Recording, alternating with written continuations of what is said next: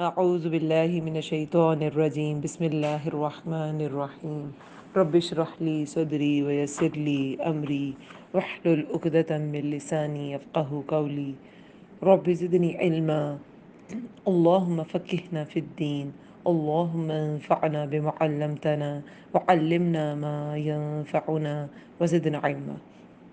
السلام علیکم ورحمۃ اللہ وبرکاتہ۔ اللہ تعالیٰ سب سننے والوں کو اپنی حفظ و امان میں رکھے، صحت اور ایمان کی بہترین حالت میں رکھے، آمین یا رب العالمین۔ آج کا ہمارا لیسن آیت نمبر 9 سے 27 تک ہے، سورۃ الاحزاب، پارہ ہے 21۔ ترجمہ اور تفسیر انشاءاللہ ساتھ ساتھ کریں گے۔ سورہ احزاب لاسٹ لیکچر میں ہم نے پڑھا تھا کہ یہ مدنی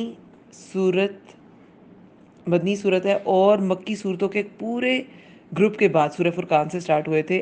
اب سورہ احزاب ایک مدنی صورت ہے جس میں احکامات نازل ہوئے کہ جب ہر پڑھنے والے کو ٹرین کر دیا گیا رسالت کے بارے میں، آخرت کے بارے میں، توحید کے بارے میں، جب دل تیار ہو گیا تو پھر احکامات کی ترتیب آئی، اور اس میں چند میجر احکامات جو نازل ہوئے، جیسے سورہ نور میں بھی، سورہ نور سے پہلے بھی مکی صورت ہے اور پھر سورہ نور مدنی صورت ہے اور اس میں بھی احکامات ہیں۔ تو یہ ایک اسلوب ہے، اللہ تعالیٰ کا سمجھانے کا ایک طریقہ ہے کہ پہلے اللہ تعالیٰ کی طرف سے دلائل توحید پر، رسالت پہ، آخرت پہ، اور پھر احکامات کہ احکامات ماننے کے لیے پہلے دل سے ان عقائد پر آمادہ ہونا ضروری ہے۔ اب جو لاسٹ لیسن میں ہم نے احکامات پڑھے اس میں کیا کیا احکامات تھے؟ ایک تو زہار کا قانون، وہ سورہ مجادلہ کی شروع کی آیات میں ہی اس کو بالکل وہ ختم کر دیا گیا کہ اب یہ رائج نہیں ہے، اور کوئی شخص جو ہے وہ بیوی کو ماں نہ کہے اور اس سے طلاق نہیں ہوگی، لیکن جس نے کہہ دیا تو وہ اگر رجوع کرنا چاہتا ہے اپنی بیوی سے، کیونکہ دیکھیے جو جاہلیت کے زمانے میں ہو گیا اور جو طلاقیں وہ تو ہو گئی، لیکن اگر اب بھی کوئی یہ کرتا ہے، اسلام اسے طلاق مانتا تو نہیں ہے، لیکن پھر بھی یہ جاہلیت کی پکاری کیوں، وہ والا طریقہ اپنایا کیوں؟ تو پھر وہ کیا کرے گا؟ وہ کفارہ دے گا۔ زہار کرنے کے بعد اگر بیوی سے رجوع کرنا ہے تو پھر کفارہ پہلے ہوگا، وہ کیا ہوگا؟ ایک غلام آزاد کریں، 60 دنوں کے روزے رکھیں، اور پے در پے روزے ہیں، اس میں کوئی بریک نہیں ہے، ایک بھی چھوڑا تو دوبارہ سے سٹارٹ کریں گنتی، یا 60 مسکینوں کو کھانا کھلائیں اگر روزوں کی استطاعت نہیں ہے، کوئی پرابلم ہے، میڈیکل کوئی ایشو ہے یا جو بھی ہے۔ پھر منہ بولا بیٹا جو ہے وہ حقیقی بیٹوں جیسا نہیں ہے، اور پھر رشتہ دار ہی وارث ہوں گے، لیکن دوستوں کو یا منہ بولے بیٹوں کو بھی کچھ ہبہ کیا جا سکتا ہے۔ ہبہ ہوتا ہے کہ آپ زندگی میں کوئی گفٹ وغیرہ دینا، وہ کیا جا سکتا ہے، آپ کوئی چیز گفٹ دے سکتے ہیں، معروف کوئی بھلائی، اور وہ بھی کیا؟ وصیت میں آپ لکھ جائیں کہ یہ دے دو، بعد میں بھی دیا جا سکتا ہے، لیکن وہ بھی ایک تہائی سے زیادہ نہیں۔ یہ تھوڑی سی صورتیں ہیں جس سے آپ منہ بولے رشتوں کے ساتھ حسن سلوک کر سکتے ہیں یا دوستوں کے ساتھ کر سکتے ہیں، مگر ایک اس کی بھی لمٹ ہے، آپ وارثوں کو محروم نہیں کر سکتے، ایون کہ وراثت کا قانون آنے کے بعد آپ وارث کو بھی اس کے حق سے زیادہ نہیں دے سکتے کہ یہ تو وراثت ایسے تقسیم ہوگی لیکن فلاں بیٹے کو میں یہ بھی دوں گا یا فلاں بیٹی کو میں یہ بھی دوں گا، ایسے نہیں ہوتا، یہ اسلام کا قانون نہیں ہے، وراثت کے قانون اللہ تعالیٰ نے ڈٹرمن کر دی ہیں۔ اچھا، اس کے بعد دیکھیں یہ جو پچھلے لیسن میں آیت تھی کہ النبی، 6 آیت تھی، اولا بالمؤمنین من انفسہم، کہ نبی قریب تر ہیں تمہارے، قریب تر ہیں مومنوں کے ان کے نفسوں سے۔ اب یہ کیوں کہا گیا کہ یہ جو اتنے بڑے بڑے احکامات نازل ہوئے جو بالکل عرب معاشرے کے بالکل ان کے طریقوں کے بالکل اپوزٹ تھے، وہ لوگ کیوں مانیں گے؟ کیونکہ رسول اللہ کا جو حق ہے نا وہ مومنوں پر ان کے نفسوں سے بھی زیادہ ہے۔ جتنا انسان کا اپنے نفس پر حق ہوتا ہے نا، اس کا دل چاہتا ہے، اس کی خواہشیں ہوتی ہیں کہ میں یہ کر لوں یا میرا دل چاہتا ہے میں یہ کر لوں، ان سب خواہشوں سے اوپر رسول اللہ کی اطاعت ہے۔ یہ رسول اللہ کا حق ہے، انہوں نے جو مشقتیں اسلام پھیلانے میں برداشت کی، یہ ان کا حق ہے کہ ان کی اطاعت کی جائے، اپنے نفس کی خواہشوں کو سب کو ایک طرف رکھ دیا جائے اور رسول اللہ کی اطاعت کی جائے۔ یہ رسول اللہ کا حق ہے، جسے اللہ تعالیٰ کا حق ہے کہ اسی کی عبادت کی جائے، اسی طرح رسول اللہ صلی اللہ علیہ وسلم کا حق ہے کہ صرف انہی کی اطاعت کی جائے۔ یہ بہت امپورٹنٹ آیت تھی، اور اس میں دیکھیں رسول اللہ کے بارے میں کہا گیا تمہارے نفسوں سے زیادہ تم پر حق ہے ان کا۔ بیویوں کے بارے میں، ان کی ازواج مطہرات کے بارے میں کہا گیا کہ وہ تمہاری مائیں ہیں احترام کے لحاظ سے، اور کس کے لحاظ سے؟ ان سے نکاح نہیں ہو سکتا، وہ مائیں ہی ہیں. قرآن نے کہہ دیا تو مائیں رسول اللہ کی وفات کے بعد بھی کسی نے کوئی بھی کبھی نکاح نہیں کر سکتا تھا، کیونکہ وہ امہات المومنین تھی. اور رحم کے اسی آیت میں ان دو باتوں کے بعد کہا گیا کہ رحم والے رشتے بعض ان کے نزدیک تر ہیں بعض کے. اور کتاب میں یہ کیا ہے؟ اللہ کی کتاب میں نزدیک تر ہے، اور مومنوں میں سے اور مہاجرین میں سے، یعنی کہ مومنوں کا آپس میں ایمان کا رشتہ، مہاجروں سے مواخات میں بھائی چارے کا رشتہ، یہ سب رشتے بنا دیے گئے تھے. اور جیسے کہ ہم نے پڑھ لیا کہ شروع میں مہاجر و انصار جو بھائی بھائی بنائے گئے وہ ایک دوسرے کے وارث بھی تھے وراثت میں بھی، لیکن جب وراثت کا قانون آ گیا تو پھر وہ قانون ختم ہو گیا کہ ٹھیک ہے بھائی چارہ تو قائم رہے گا، محبت تو قائم رہے گی، لیکن وراثت میں حصہ قائم نہیں ہوگا. انصار کے ورثہ اس کے اپنے رحم کے رشتے ہوں گے اور مہاجرین کے ورثہ اس کے اپنے رحم کے رشتے ہوں گے.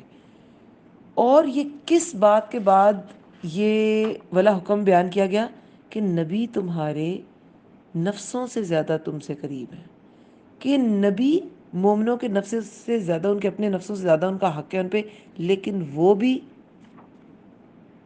وراثت میں وارث نہیں ہوں گے. ساتھ ازواج مطہرات تمہاری مائیں ہیں، لیکن وہ وراثت میں تمہاری حصے دار نہیں ہوں گی. وراثت میں مومنین تمہارے دل کے قریب ہیں، لیکن وہ وراثت میں تمہارے حصے دار نہیں ہیں. مہاجرین تمہارے بھائی ہیں، لیکن وہ وراثت میں تمہارے حصے دار نہیں ہیں. باقی کیا رہ گیا پیچھے؟ باقی کون سا منہ بولا رشتہ باقی رہ گیا کہ جو آپ کی وراثت میں حقدار ہوگا؟ کوئی بھی نہیں ہوگا. تو یہ بہت امپورٹنٹ احکامات تھے جو لاسٹ لیسن میں ہم نے پڑھ لیے، اور یہ سوچنے والی بات تھی. جیسے آقا بھی غلام سے منسوب ہوتا تھا، غلام آقا سے منسوب ہوتا تھا، تو وہ بھی جب گزر جاتا تھا تو آقا اس کا وارث ہوتا تھا. تو یہ ساری باتیں جو ہے نا اب رحم کے رشتے. پھر نبیوں سے عہد کی بات ہوئی کہ تمام انبیاء جو ہے ان سے عہد دیا گیا تھا کہ ہر آنے والا نبی اگر تمہاری کیونکہ بہت سے نبی دیکھیں ایک دوسرے کی زندگی میں بھی انبیاء بنے، جیسے ہارون علیہ السلام جو ہے وہ حضرت موسیٰ علیہ السلام کی زندگی میں ہی دوسرے ایک نبی تھے. اور حضرت یحییٰ علیہ السلام وہ حضرت عیسیٰ علیہ السلام کے ساتھ ہی وہ بھی ایک ہی وقت میں نبی تھے. حضرت لوط علیہ السلام ابراہیم علیہ السلام کے وقت میں ہی نبی تھے، بس ڈفرینٹ خطوں میں تھے. تو ایک دوسرے کی مدد کرنا، کیونکہ دینی بھائی ہیں انبیاء، تو جب کوئی نیکسٹ نبی آئے گا تو پہلا پچھلا نبی اس کی تصدیق کرے گا. تو رسول اللہ کے بعد کوئی نبی نہیں ہے، اس لیے ہر نبی نے رسول اللہ کی تصدیق کی. اور کچھ لوگ جیسے کہتے ہیں کہ خضر علیہ السلام بھی نبی تھے تو اور وہ ہمیشہ زندہ رہیں گے، تو ایسا نہیں ہے، کیونکہ پھر رسول اللہ کی تصدیق ان پہ بھی فرض تھی، اور وہ بھی آ کے تصدیق کرتے. جب مکہ کے مظالم تھے، اور آج ہم غزوہ احزاب کا سلسلہ پڑھیں گے انشاءاللہ، تو اس میں بھی آ کے وہ مدد کرتے اور تصدیق کرتے رسول اللہ کی. تو رسول اللہ آخری نبی ہیں، اور تمام انبیاء نے رسول اللہ کی تصدیق کی ہے. اس لیے ان کی امتوں کو بھی چاہیے تھا کہ وہ بھی جب رسول اللہ کا پیغام ان تک پہنچتا تو وہ بھی رسول اللہ پر ایمان لے آتے. یہ ان کے اپنے نبی پر ایمان لانے کا بھی حصہ تھا. بہرحال سچوں سے ان کی سچائی کے بارے میں سوال کیا جائے گا. یہ وہی سچے ہیں انبیاء اور ان کے بعد ان کے ورثہ علماء، جو سچائی کی طرف، حق کی طرف بلاتے ہیں لوگوں کو، اور جو نہیں ان کی سچائی پر ایمان لائیں گے ان سے سوال یہ کیا جائے گا کہ تم نے حق پہنچایا تھا کہ نہیں. اور اوبویسلی جو انبیاء ہیں انہوں نے سب نے حق پہنچایا، اور پھر جو باقی داعی ہیں، دعوت دینے والے، ان کا بھی فرض ہے، ان سے بھی سوال کیا جائے گا کہ تم تک یہ پورا دین پہنچا تھا، تم نے کتنا پہنچایا. اور جو ان پر ایمان نہیں لائے گا تو کافروں کے لیے عذاباً علیما، ان کے لیے دردناک عذاب ہے. اب آج کا لیسن ہمارا سٹارٹ ہوتا ہے آیت نمبر 9 سے، اور اس میں غزوہ احزاب کے وقت کی، کیونکہ یہ جو سورہ احزاب ہے نا یہ نزول کے لحاظ سے سورہ نور سے پہلے نازل ہوئی تھی. سورہ احزاب جو ہے اس میں پردے کے بھی احکامات آئیں گے، ازواج مطہرات کے لیے بھی احکامات ہیں، اور آج جو ہے وہ جنگ کے بارے میں منافقوں کا جو نفاق تھا وہ کھول کے بیان کر دیا گیا، تمام مسلمانوں پر عیاں کر دیا گیا کہ یہ منافق ہیں. اور بنو قریظہ کی غداری کے بارے میں بھی پڑھیں گے انشاءاللہ کہ وہ کیا تھے، ان کی کیا سوچ تھی، وہ کیسے ہیلے بہانوں سے جنگ سے کتراتے تھے اور مسلمانوں کی کیسے کیسے وہ ان کا نقصان چاہتے تھے مسلمانوں کا. یہ ان کا سارا نفاق جو ہے نا وہ ان آیات میں کھول دیا گیا ہے. اس کے لیے ہمیں تھوڑا سا غزوہ احزاب کا نا سینیریو پتہ ہونا چاہیے کہ ویسے تو یہ ڈیٹیلڈ ہے کافی ٹاپک. غزوہ خندق جو ہے وہ بہت زیادہ سخت یہ وقت تھا مسلمانوں پہ، اور اس کے بارے میں جو باتیں جتنی کھول کے بیان کر دی گئیں قرآن میں اور منافقوں کے بارے میں، اس سے پہلے ڈھکے چھپے باتیں کی جاتی تھیں کہ منافقوں سے ایسے ڈیل کیا جائے، ان کی ایسے ڈیل کیا جائے، ان کی بات پہ کان نہ دھریں. لیکن اس میں کھول کے بیان کر دیا کہ یہ تو ہے ہی ایسے، یہ ہے ہی ایسے، ان کی بات پہ اپنے کان نہیں دھرنا، اور ان کے یہ ٹیکٹکس ہیں مسلمانوں کو ورگلانے کے، تو ان کی باتوں میں نہیں آنا. دراصل غزوہ احد جو ہے اس کے بعد مسلمانوں کے خلاف جو حوصلے تھے نا نان مسلمز کے، وہ بہت بڑھ گئے، کیونکہ جیتی ہوئی جو غزوہ تھی ایک دم ایک قسم کی جو ہے وہ اس میں شکست ہو گئی، اور بہت زیادہ نقصان ہوا مسلمانوں کا. 70 صحابہ شہید ہوئے، 70 جو ہے وہ زخمی ہوئے. 3 شوال کو غزوہ احد ہوا، اور اس کے بعد چھوٹے چھوٹے غزوات جو ہیں وہ اس کے بعد بھی ہوئے. غزوہ بنو مستلق آتا ہے، کچھ کہتے ہیں غزوہ خندق کے بعد ہوئی غزوہ بنو مستلق، لیکن بہرحال تو اس میں بات یہ ہے کہ اب یہ کچھ شیر ہو گئے. غزوہ بدر کے بعد ایک دھات بیٹھ گئی تھی نا مسلمانوں کے لیے، لوگوں کے دل میں، عربوں کے قبائل کے دلوں میں، کہ ہاں یہ ایک پار ہے. لیکن غزوہ احد کے بعد یہ جو دانش کیے گئے تھے، جلا وطن کیے گئے تھے قبائل، وہ بھی تھوڑے شیر ہو گئے. بنو قینقاع، یہ ہوتے 3 قبائل تھے مدینہ میں نا، بنو قینقاع، بنو نذیر، اور نذیر بھی کہتے ہیں اور نذیر بھی کہتے ہیں، بنو نذیر اور بنو قریظہ. اب یہ تینوں جو ہیں، یہ بنو قینقاع جو ہیں وہ غزوہ بدر کے بعد جلا وطن میں خیبر میں جا کے آباد ہو گئے. بنو نذیر جو ہیں انہوں نے تو بہت ہی زیادہ، ان کی کبھی حرکت تھی، رسول اللہ کو نعوذ باللہ قتل کرنے کی کوشش کی، یہ بھی جلا وطن کر دیے گئے اور وہ چلے گئے خیبر میں. ان کا اب جب یہ سیٹل ہو گئے نا، شروع میں تو انہیں موسم راس نہیں آ رہا تھا اور بڑی مشکلات ہوئی، لیکن جب یہ تھوڑے سیٹل ہو گئے تو چونکہ یہ غدار تھے، اور بائبل میں انہیں کیا کہا گیا، سانپ اور سانپوں کی اولاد، اور مسیح علیہ السلام نے، حضرت عیسیٰ علیہ السلام نے ان کو کہا ہے، تو بس پھر یہ دوبارہ ایسے ہی کرنے لگے. یہ جو خیبر کے سردار تھے، کہتے ہیں 20 سردار تھے، اور خوئی بن اختب جو تھا وہ ان میں پیش بنو نذیر کا سردار تھا. اس نے جا کے، اور بھی آتے ہیں، برافے آتے ہیں اور بھی لوگ آتے ہیں، کہ انہوں نے جا کے قریش کو، بنو قریظہ کو آمادہ کیا کہ سب مل کے چڑھائی کر دو. کس پہ؟ مسلمانوں پہ، مدینہ پہ. اور بہت سے کہتے ہیں کہ احزاب، حزب کی جمع ہے نا، بہت سے گروہ نے اکٹھا مسلمانوں پہ چڑھائی کرنے کا ارادہ کیا، اور بہت سے گروہ میجر جو ہیں وہ تو ظاہر ہے قریش، یہ تو میرا میں 4000 کے قریب ہی تھے. لیکن بنو غطفان، یہ غزوہ ذات الرقاع شاید ان کے خلاف ہوا تھا، اور تب بھی ان سے جنگ نہیں ہوئی تھی، ان سے کوئی آپسی کوئی بہت زیادہ دشمنی نہیں تھی مسلمانوں کی. لیکن یہ یہود کے سرداروں نے اور قریش نے ان کو ایسے قائل کر لیا کہ نہیں، ہم نے ان پہ چڑھ دوڑنا ہے اور ان کو کیا کرنا ہے، ان کو ختم کر دینا ہے. تو بنو غطفان کے تقریباً کہتے ہیں کہ 6000 لوگ تو بنو غطفان کے تھے. تو 10,000 تو یہی بن جاتے ہیں، 10 سے 12,000 کہے جاتے ہیں، لیکن لم سم 10,000 کہے جاتے ہیں. چھوٹے چھوٹے اور قبائل بھی تھے جو سارے چڑھ دوڑے تھے، اور ڈفرینٹ لوگوں کی کمانوں میں یہ تھے. بنو غطفان کی جیسے ہویا نا، ابن حسن کی کمان میں یہ بنو غطفان آئے تھے. قریش کی ظاہر ابو سفیان وہ تھے قریش کے سپہ سالار، ان کی کمان میں تھے. بنو اسد طلیحہ کی کمان میں تھے. بنو نذیر جو ہے خوئی بن اختب کی کمان میں. بنو قریظہ جو ہے وہ کعب بن اسد، یہ تو ابھی اندر ہی تھے، انہوں نے تو اپنا نفاق کھولا تھا جنگ کے دوران. یہ بالکل ان میں شامل ہو کے ان سے لڑنے نہیں آئے تھے، اندر اندر رہ کے غداری کی تھی. سب سے زیادہ نقصان ان کی غداری کی وجہ سے مسلمانوں کو پہنچ سکتا تھا اگر اللہ تعالیٰ کی خاص مدد نہ آتی. تو بنو قریظہ کعب بن اسد کی کمان میں یہ کام کر رہے تھے، اور اسی طرح بنو عامر بن طفیل کی کمان میں، اور بنو سلیم ابو نواور کی کمان میں. مطلب یہ ڈفرینٹ اس میں آتے ہیں، خوازن کے بھی چند گروہ تھے، ڈفرینٹ قبائل آتے ہیں. ایک لسٹ ہے، کہتے ہیں 12 سے شاید زیادہ قبائل تھے جو مل کے جنہوں نے چڑھائی کرنے کی کوشش کی مسلمانوں پر، مدینہ پر. اور مدینہ والوں نے ایسا لشکر ہی کبھی نہیں دیکھا تھا. جب رسول اللہ نے تصدیق کے لیے بھیجا اور یہ معلوم ہو گیا کہ واقعی یہ سب قبائل پلان بنا کر مدینہ پر چڑھائی کرنے کی کوشش کر رہے ہیں، تو رسول اللہ نے پھر صحابہ سے مشورہ کیا تھا. اور پھر سلمان فارسی، کیونکہ وہ فارس کے تھے، فارس کے ایران اس کے تھے، انہوں نے بتایا کہ ہمارے ہاں ایسے خندق کھودی جاتی تھی، اور مدینہ کے جو تینوں اطراف ہیں اس میں لاوے کی چٹانیں ہیں، مشرق مغرب جنوب، وہاں سے کوئی حملہ نہیں کر سکتا کیونکہ وہ خود ایک جان جوکھوں کا کام ہے ادھر سے سفر کرنا. شمال کی سائڈ سے ہی آ سکتے تھے کوئی بھی جو حملہ آور ہے.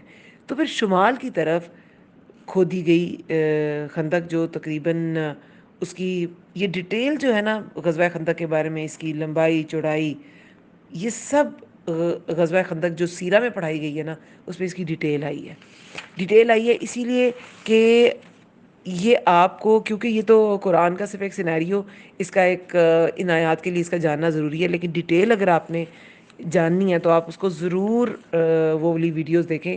انشاءاللہ جب یہ لیکچر اپلوڈ ہوگا تو باقی لیکچرز اپلوڈ ہونا ہو، لیکن غزوہ خندق کا جو لیکچر ہے نا وہ میں کوشش کروں گی کہ پہلے ہی اپلوڈ کروا دوں، تاکہ آپ اس لیکچر کے ساتھ اس کو بھی سن لیں کہ وہ کتنے میل لمبی تھی اور کتنے میل گہری تھی، گھوڑے پھلانگ نہیں سکتے تھے، اور جو بھی ہے.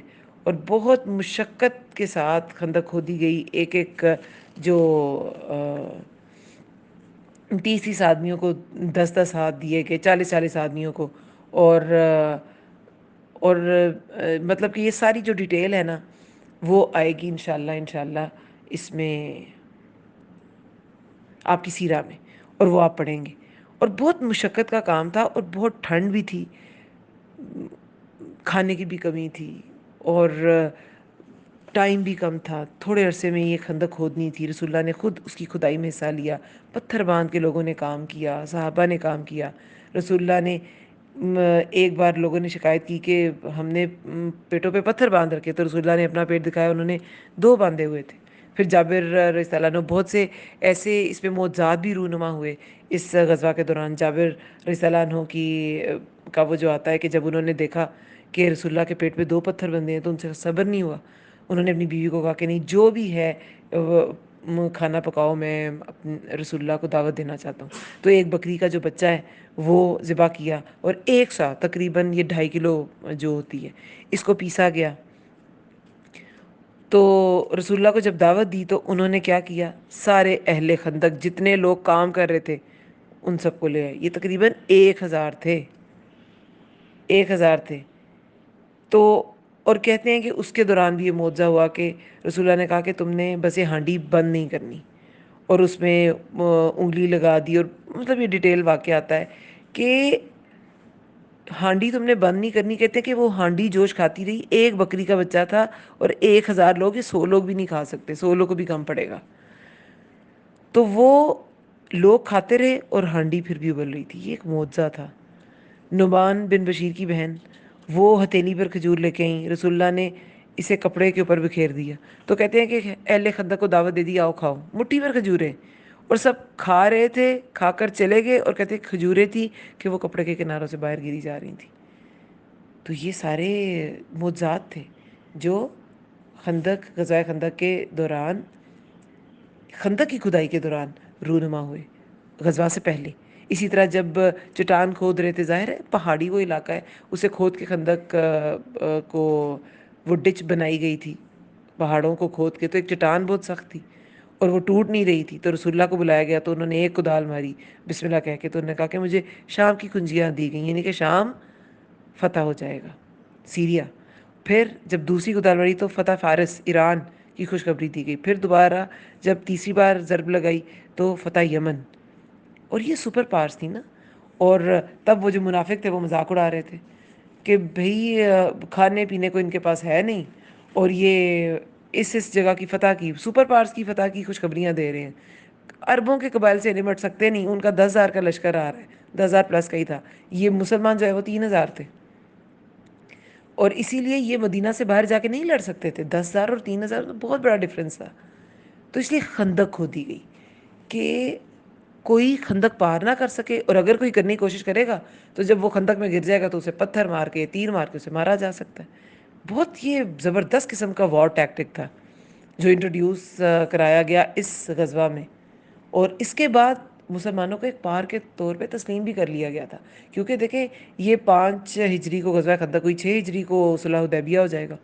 تو صلح آپ کب کرتے ہیں؟ جب آپ کو کسی سے خطرہ ہو کہ ہاں بہت نقصان.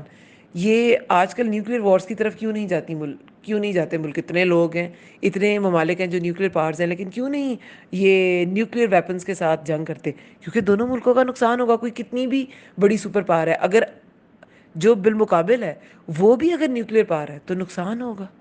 تو آپ صلح پر آمادہ تبھی ہوتے ہیں جب آپ دوسرے کو ایز اے پاور تسلیم کر لیتے ہیں.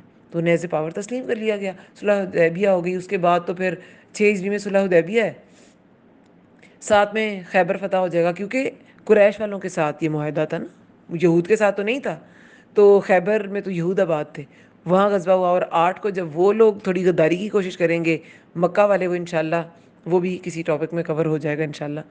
تو پھر 8 ہجری کو مکہ بھی فتح ہو گیا. اور اس کے بعد غزوہ موتا اور جو غزوہ تبوک ہے وہ ساری وہ کیا ہیں, یہ رومیوں کی طرف ہے. تو تب رومیوں سپر پاور تھے لیکن پھر بھی ٹکرائے, پھر بھی مسلمان ٹکرائے. ان میں اتنی جرت, اور وہ ایک پاور بن چکے تھے. لیکن 10-12 سال تک, جب تک حضرت عمر رضی اللہ عنہ کا دور ہے, تب تک تو یہ سب کچھ فتح ہو گیا تھا.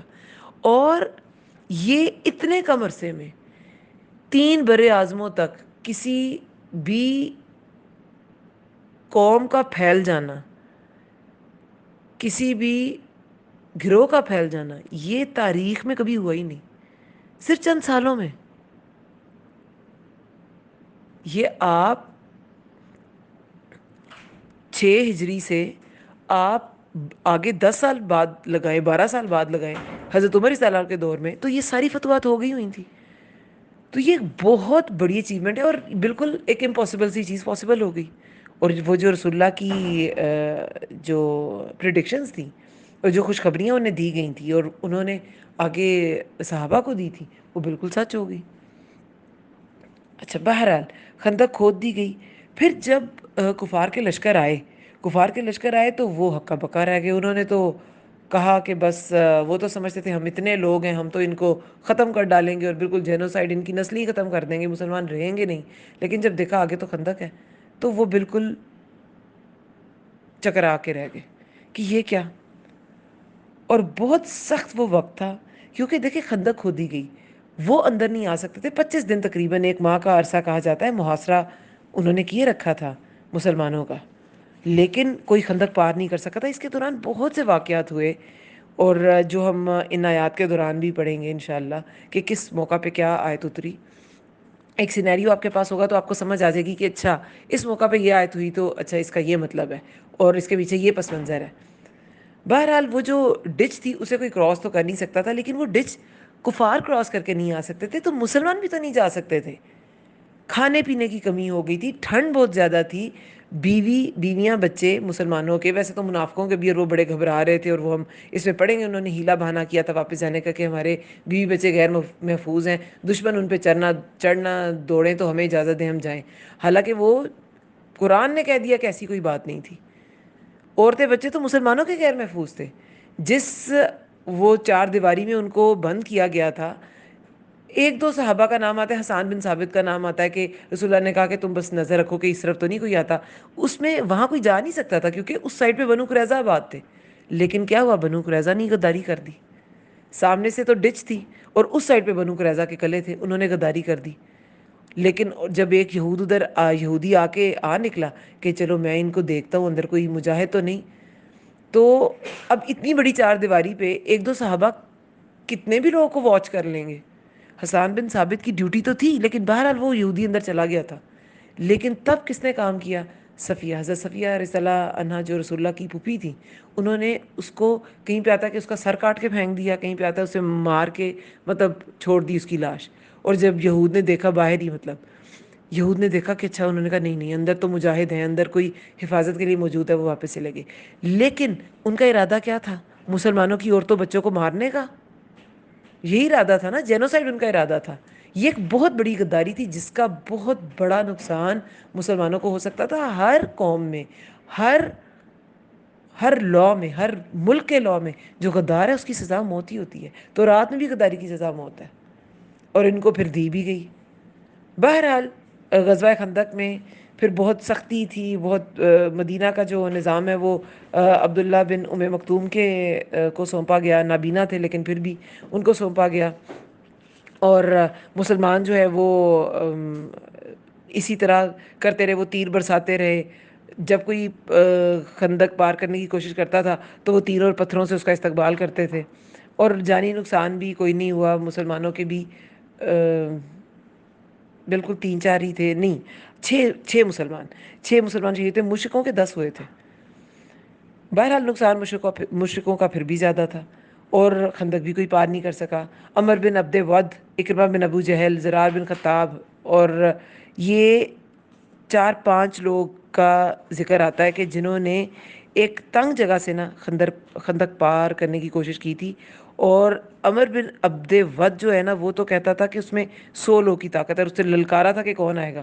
تو حضرت علی رضی اللہ عنہ جو تھے وہ کہتے تھے میں 3 بار اس نے للکارا، رسول اللہ کہتے تھے کہ آپ بیٹھ جائیں، لیکن حضرت علی ہی اٹھے. اور پھر وہ جو تھا ابو طالب کا دوست بھی تھا، ٹھیک ہے، دوست بھی تھا. تو وہ کہتا تھا کہ نہیں تم بچے ہو، کسی اور کو بھیجو. لیکن حضرت علی ہی 3 بار اٹھے. تو پھر وہی مبارزت کے لیے گئے تھے، وہ جو 1 to 1 لڑائی ہوتی ہے اس کے لیے گئے. اور حضرت علی نے اس سے کچھ بھڑکایا، للکارا کہ وہ گھوڑے سے اتر آیا. جیسے ہی وہ گھوڑے سے اترا تو حضرت علی صاحب نے ایک وار کیا اور اس کا کام تمام ہو گیا.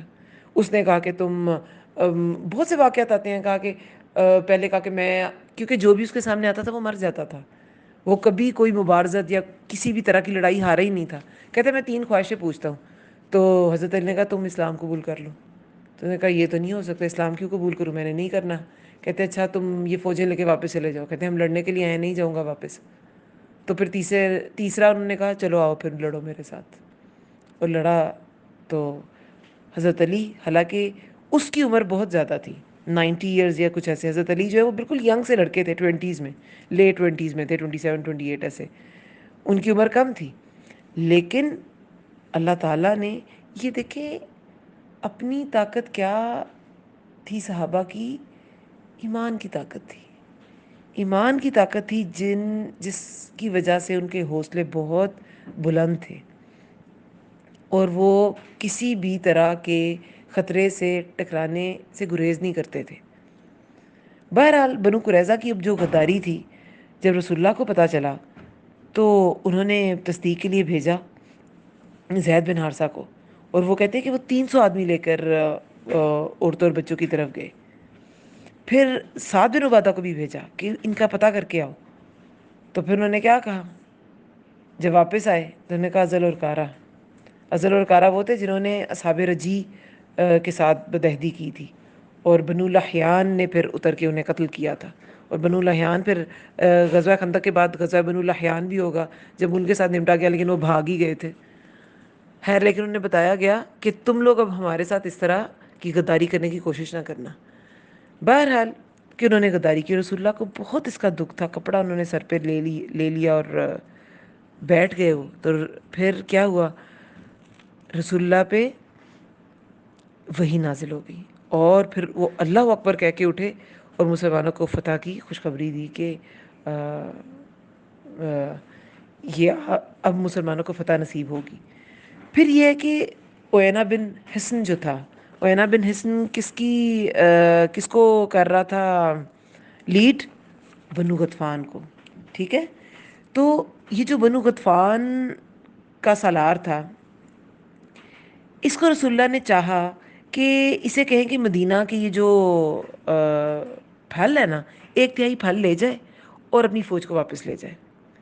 یعنی کہ اس طرح یہ جنگ زور ٹوٹ جائے گا اور پھر قریش والے وہ تو 4,000 ہی تھے وہی رہ جائیں گے، تو ہم کچھ مقابلہ کر لیں گے. لیکن جب انصار کو کے صحابہ کے جو سردار تھے، دونوں سردار، سعد بن معاذ جو تھے وہ اوس کے تھے، اور سعد بن عبادہ جو تھے وہ خزرج کے تھے، تو ان دونوں نے کہا کہ ہم لوگ جب شرک پہ تھے تب یہ لوگ ایک دانہ نہیں ہم نے کبھی نے دیا ان سے ڈر کے، اور جب ہم اسلام سے اللہ تعالیٰ نے ہمیں نوازا ہے، آپ کے ذریعے ہمیں عزت بخشی ہے، ہم انہیں اپنا مال دیں گے، واللہ ہم انہیں صرف تلواریں دیں گے. تو رسول اللہ پھر خوش ہو گئے کہ ان میں اتنا جذبہ ہے. یہ انصار کے مہاجروں کی تو یہ بڑی پرانی جنگ تھی، لیکن انصار جو 5 سال پہلے ہی رسول اللہ ادھر آئے تھے، لیکن اتنا ان میں اتنا جذبہ تھا. ایسے ہی اللہ تعالیٰ کے نبی نے انصار کے ساتھ رہنا پسند نہیں کیا. مکہ فتح ہو گیا لیکن تب بھی وہ مدینہ میں ہی رہے تھے. ان سے محبت رسول اللہ کی ایسی نہیں تھی، بہت وجہیں تھیں، ان کی بڑی وفاداری تھی. اور جو اب سعد بن معاذ کا بھی تھوڑا سا تذکرہ ہم کریں گے تو یہ ان کا جو ایمان تھا وہ مہاجروں کا بھی ان کا بھی یہ اور ہی لیول کا تھا. تو پھر ٹھیک انہوں نے کہا ٹھیک ہے، وہ پھر یہ ارادہ ترک کر دیا گیا. تو پھر اللہ کی طرف سے مدد آئی. غزوہ احزاب کے میدان میں تو ہوائیں چلیں اور فرشتے آئے، لیکن ویسے ایک اور مدد بھی آئی، اور وہ تھے قبیلہ غطفان سے ان کا تعلق تھا، نعیم بن مسعود اشجعی. یہ مسلمان ہو گئے، لیکن ان کے اسلام کا پتہ کسی کو نہیں تھا، نہ قبیلہ غطفان کو تھا نہ بنو قریظہ، کیونکہ قبیلہ غطفان جو تھا وہ بنو قریظہ اور ان کے بھڑکانے پہ قریش کے آ گیا تھا، تو ان کا فرینڈ ہی تھا تو آیا تھا نا. تو بنو قریظہ سے بھی ان کے بڑے اچھے تعلقات تھے اور مکہ والوں سے بھی بہت اچھے تعلقات تھے. اب بنو قریظہ، اب یہ رسول اللہ کے پاس حاضر ہو گئے. دیکھیے اللہ تعالیٰ کی طرف سے کتنی بڑی مدد تھی، بہت بڑی مدد تھی. یہ رسول اللہ کے پاس حاضر ہو گئے. انہوں نے کہا کہ میں مسلمان ہو گیا ہوں لیکن میری قوم کو اس کا علم نہیں ہے، آپ مجھے حکم دیں میں کیا مدد کر سکتا ہوں. تو رسول اللہ نے کہا کہ تم تو ایک آدمی ہو، تم کر ہی کیا سکتے ہو. لیکن پھر کہا کہ جس قدر ممکن ہو ان میں پھوٹ ڈال دو، کیونکہ جنگ تو ہے ہی ہیلا اور چال بازی. کیونکہ جنگ تو یہی ہے نا، آپ چال چلتے ہو، وار ٹیکٹکس جسے آپ کہتے ہیں، تو جنگ تو یہی ہوتی ہے. تو پھر حضرت نعیم رضی اللہ عنہ یہ پہلے گئے بنو قریظہ کے پاس، ٹھیک ہے، اور انہیں پہلے تو اپنی وفاداری کا یقین دلایا کہ آپ لوگ جانتے ہیں کہ مجھے آپ لوگوں سے خصوصی محبت ہے، ہمارا تعلق ہے، تو میں آپ کو ایک بات بتانا چاہتا ہوں، چھپا کے رکھیے گا. تو انہوں نے کہا جی آپ بتائیے. انہوں نے کہا کہ بنو قینقاع اور بنو نذیر کی جو حالت ہوئی ہے وہ تو آپ دیکھ ہی چکے ہیں. یہ قریش اور غطفان آ گئے ہیں باہر سے، ٹھیک ہے، لیکن آپ تو یہاں کے رہنے والے ہیں، یہ تو جنگ لڑ کے چلے جائیں گے، یہاں آپ کے بیوی بچے ہیں، یہاں آپ کی مال و دولت ہے. تو آپ اگر کہیں جنگ میں مسلمان سبقت لے گئے تو آپ کا کیا حال ہوگا. آپ تو کہیں نہیں جا سکتے، آپ کا تو یہ علاقہ ہے، آپ کی عورتیں بچے سب کچھ یہاں پہ ہے، ان کے تو دور دراز ہے، وہ جنگ ختم ہوگی وہ چلے جائیں گے واپس. اگر تو کوئی موقع ہی نہ مل گیا، کیونکہ خندق تو کھودی ہوئی تھی اور جنگ سٹارٹ ہو گئی تھی، لیکن کوئی پار نہیں کر پا رہا تھا. اور جو پار کیا وہ جو تھا عمر بن عبد ود سوا، یہ سارے نام تھے نا دیوتاؤں، یہ دیوی دیوتاؤں کے. تو جیسے عبداللہ نام رکھا جاتا ہے، عبداللہ کا غلام، سوری اللہ کا غلام، تو اسی طرح وہ کیا عبد ود، جو کافر تھے وہ ایسا نام رکھتے تھے عبد ود کر کے، کہ ود کا غلام، اس کا بندہ، ود کا بندہ. تو عمر بن عبد ود اس طرح کا جو ایک دو ایسی واقعات ہوئے کہ وہ ڈر گئے کہ ہاں یہ سبقت بھی لے جا سکتے ہیں، ان کو فتح بھی مل سکتی ہے. تو نے کہا کہ یہ تو انہیں کوئی موقع ملا تو چڑھ دوڑیں گے، نہیں ملا تو واپس چلے جائیں گے، آپ تو یہیں پر ہیں، آپ تو مدینہ کے اندر ہیں، آپ کیا کریں گے، آپ کے قلعے یہاں پر ہیں. آپ ایسا کریں کہ انہیں کہیں کہ اپنے کچھ سردار کچھ لوگ نا یرغمال کے طور پر ہمیں دو، کہ کہیں تم لڑائی سے پھر نہ جاؤ، تو ہمارے پاس گارنٹی کے طور پہ نا کچھ لوگ رکھوا دو تم، لیکن بتائیے گا نہیں۔ کہتے ہیں ہاں آپ نے تو بات بڑی اچھی کی ہے۔ پھر چلے گئے یہ قریش کے پاس، قریش کے پاس چلے گئے، انہیں کہا کہ میں آپ کو ایک بات، انہیں بھی ایسی اپنی محبت کا کہ میں بڑا آپ کے ساتھ خیر خواہ ہوں، اور آپ کو ایک بات بتا رہا ہوں، اپنی طرف آپ نے چھپا کے رکھنی ہے۔ اور قریش والے نے کہا ہاں ہم ایسے ہی کریں گے، آپ بتائیے۔ انہوں نے کہا کہ بات یہ ہے کہ یہود نے، بنو قریظہ نے محمد صلی اللہ علیہ وسلم سے عہد شکنی کر لی ہے، تو اس پر اب وہ نہ پچھتا رہے ہیں، تو انہیں ڈر ہے کہ رسول اللہ صلی اللہ علیہ وسلم کے رحم و کرم پہ آپ انہیں چھوڑ کے نہ واپس چلے جائیں گے، تو انہوں نے رسول اللہ سے نا مراسلت کر لی ہے، انہوں نے ان کے ساتھ نا صلح کر لی ہے، اور کہا کیا ہے کہ آپ کے کچھ لوگ نا وہ انہیں یرغمال کے طور پہ دے دیں گے، اس پر ان کی صلح ہوئی ہے، اس پر ان کی نا ایگریمنٹ ہو گیا ہے، تو آپ اپنے بندے ہرگز نہ دیجیے گا۔ تو انہوں نے کہا اچھا ٹھیک ہے۔ پھر ہوا کیا، بنو قریظہ نے واقعی کہا کہ جب یہ جو بنو غطفان کے پاس جا کے بھی انہوں نے یہی بات کی کہ تمہارے کچھ لوگ وہ مانگیں گے بنو قریظہ والے، تو مت دینا۔ اور پھر ابو سفیان نے کیا کیا کہ بنو قریظہ کے پاس ایک وفد بھیجا، گروپ بھیجا کہ کل جنگ کی جائے۔ تو بنو قریظہ نے کہا کہ کل، ایک تو وہ پھر انہوں نے تھوڑا سا بہانہ کیا کہ ایک تو کل ہفتہ ہے، تو یہ جو واقعہ سب ہم پڑھ چکے ہیں، ہفتے کے دن کا واقعہ، کہ اس میں انہوں نے کام کرنا، کام کاج کرنا منع تھا نا یہود کو، اس میں انہوں نے کیا، وہ مچھلیاں پکڑی گئیں، اور پھر انہیں سور اور بندر بنا دیا گیا ایلا بستی کو۔ بہرحال اس واقعے کا انہوں نے حوالہ دیا کہ ہفتے کا دن ہے، ہم پر عذاب آیا تھا، اور اس روز شریعت سے تجاوز کرنے کے بارے میں، تو وہ تو ہم ابھی نہیں کر سکتے۔ دوسرے یہ کہ آپ ہمیں نا کچھ یرغمالی جب تک نہیں دیں گے تو ہم آپ کے ساتھ شریک نہیں ہوں گے جنگ میں۔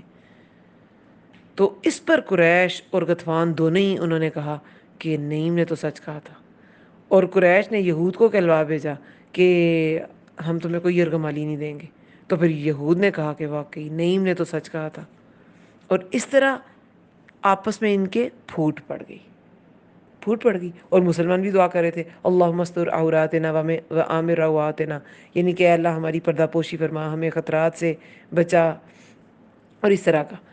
بہرحال اللہ تعالیٰ نے ان کی دعا قبول کی، اور کچھ دعائیں انشاءاللہ یہ وہ جو شعر پڑھتے تھے خندق کی کھدائی کے دوران، کچھ چیزیں آیات کے ساتھ بھی الیبوریٹ کی جائیں گی۔ اب یہ تھا سارا سینیریو، اور اس طرح ان کا زور ٹوٹا، اللہ تعالیٰ نے اپنی طرف سے مدد بھیجی۔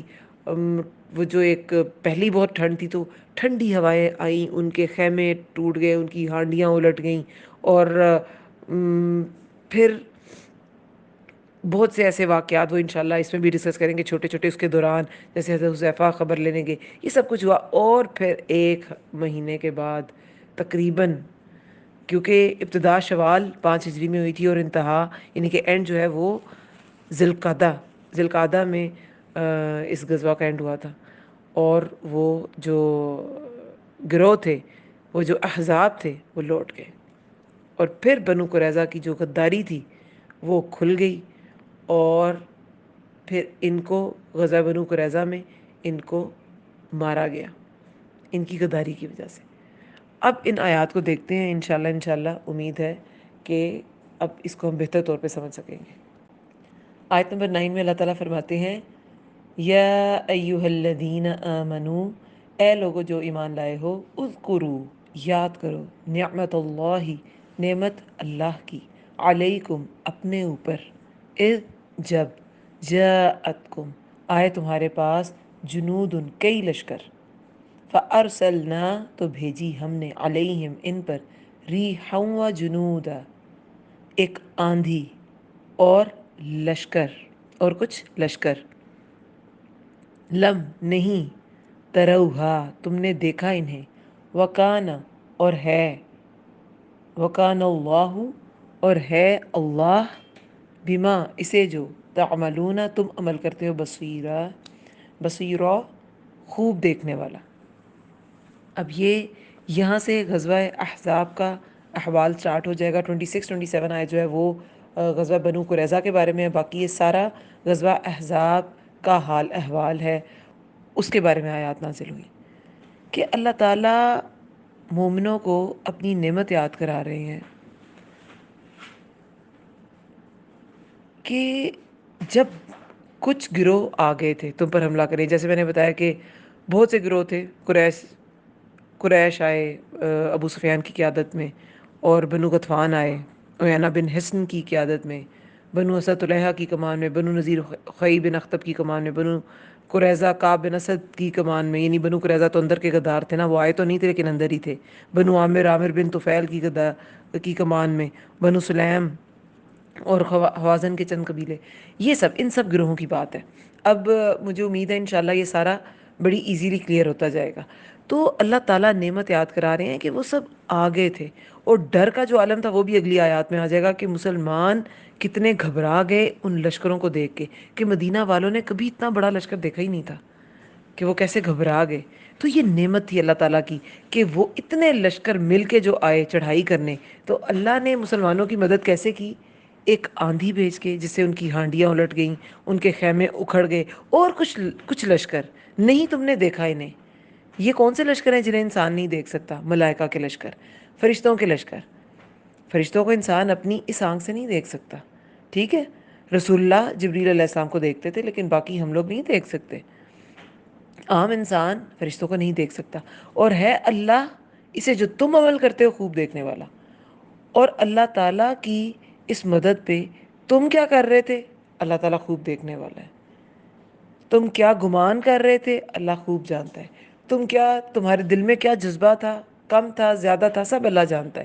اللہ خوب دیکھنے والا ہے، تمہارا عمل بھی، تمہارا جذبہ بھی، وہ جو چیزیں نظر آتی ہیں وہ بھی جو تم کر رہے تھے جنگ کے لیے تیاری میں، اور جو تمہارے دل میں تھا جو نظر نہیں آتا وہ بھی اللہ تعالیٰ خوب جانتا ہے۔ جب جاؤکم وہ آئے تم پر، من فوقکم تمہارے اوپر سے، ومن اسفل اور نیچے سے، منکم تمہارے، وَإِذْ اور جب زاغت الابصار پھر گئیں، ابصار نگاہیں، وبلغت القلوب اور پہنچ گئے دل، قلوب الحناجر گلوں تک، وتظنون اور تم گمان کر رہے تھے، باللہ اللہ کے بارے میں، باللہ الظنون بہت سے گمان۔ اب دیکھیں جب وہ لشکر، اللہ تعالیٰ فرماتے ہیں کہ تمہارے اوپر سے اور نیچے سے آ گئی۔ اوپر اور نیچے کیا ہے؟ اوپر سے یعنی کہ دیکھیں خیبر کا قلعے تھے وہ بھی اتر کے آئے لشکر، ٹھیک ہے؟ بنو غطفان وہ پہاڑی علاقے وہاں سے بھی اوپر سے اتر کے آئے، اور نیچے سے زمینی علاقوں سے آئے، وہ کون تھے؟ مکہ والے، ومن اسفل اور نیچے سے مکہ والے۔ تو یہ جو سارے لشکر آئے، اور اتنے لشکر دیکھ کے تم نے کبھی اتنے لشکر دیکھے نہیں تھے، تمہاری آنکھیں زاغت الابصار ٹیڑھی ہو گئیں۔ وہ دعا ہے نا، ربنا لا تزغ قلوبنا بعد اذ ہدیتنا، تو وہ یا اللہ ہمارے دلوں کو ٹیڑھا نہ کرنا۔ یہ جو زیغ ہوتا ہے یہ کیا ہوتا ہے؟ ٹیڑھا ہو جانا، ٹھیک ہے؟ اچھا، تمہاری نگاہیں ٹیڑھی ہو گئیں، یعنی کہ انسان خوف سے کبھی کیا کر رہا ہوتا ہے؟